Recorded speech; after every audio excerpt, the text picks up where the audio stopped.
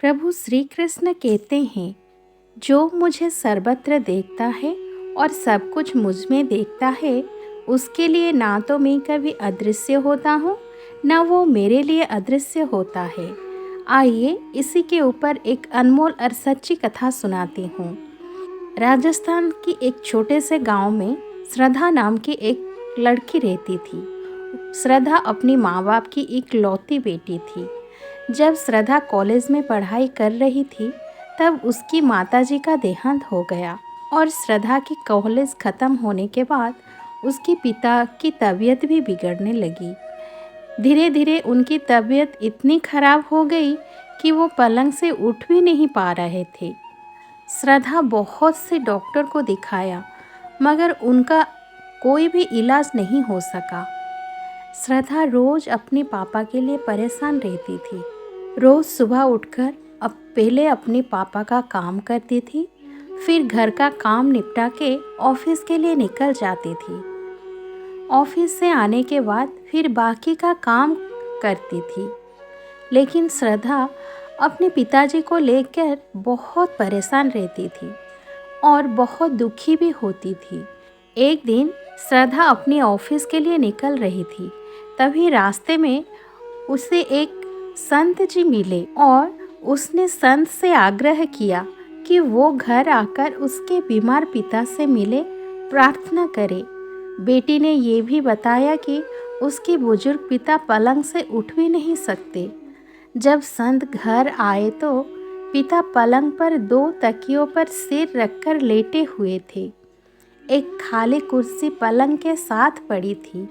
संत ने सोचा कि शायद मेरे आने की वजह से ये कुर्सी यहाँ पहले से ही रख दी गई है।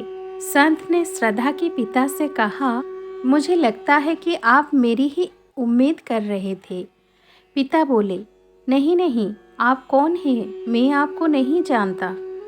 संत ने अपना परिचय दिया और फिर कहा, मुझे ये खाली कुर्सी देखकर लगा कि आपको मेरे आने का आभास था।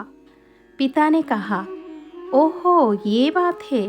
खाली कुर्सी आपको अगर बुरा न लगे तो कृपया कमरे का दरवाज़ा बंद करेंगे। संत को ये सुनकर थोड़े हैरत हुई, फिर भी दरवाज़ा बंद कर दिया। पिता बोले, दरअसल इस खाली कुर्सी का राज मैंने किसी को नहीं बताया, अपनी बेटी को भी नहीं। पूरी जिंदगी में ये जान नहीं सका कि प्रार्थना कैसे की जाती है। मंदिर जाता था, पुजारी के श्लोक सुनता था, लेकिन वो सिर के ऊपर से गुजर जाते थे, कुछ पल्ले नहीं पड़ता था। मैंने फिर प्रार्थना की कोशिश करना छोड़ दिया। लेकिन 4 साल पहले मेरा एक दोस्त मुझे मिला। उसने मुझे बताया कि प्रार्थना कुछ नहीं, भगवान से सीधे संवाद का माध्यम होती है। उसी ने सलाह दी कि एक खाली कुर्सी अपने सामने रखो, फिर विश्वास करो कि वहाँ भगवान खुद ही विराजमान है। अब भगवान से ठीक वैसे ही बात करना शुरू करो जैसे कि अभी तुम मुझसे कर रहे हो। मैंने ऐसा करके देखा, मुझे बहुत अच्छा लगा। फिर तो मैं रोज़ 2-2 घंटे ऐसा करके देखने लगा और मुझे बहुत अच्छा लगा। लेकिन ये ध्यान रखता था कि मेरी बेटी कभी मुझे ऐसा करते ना देख ले।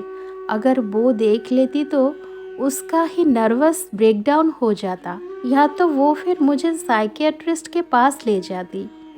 ये सब सुनकर संत ने बुजुर्ग के लिए प्रार्थना की, सिर पर हाथ रखा और भगवान से बात करने के क्रम को जारी रखने के लिए कहा। संत जी को उसी दिन 2 दिन के लिए शहर से बाहर जाना था, इसीलिए विदा लेकर चले गए। 2 दिन बाद फिर श्रद्धा का संत को फ़ोन आया कि उसके पिता की उसी दिन कुछ घंटे बाद मृत्यु हो गई थी, जिस दिन वो आपसे मिले थे।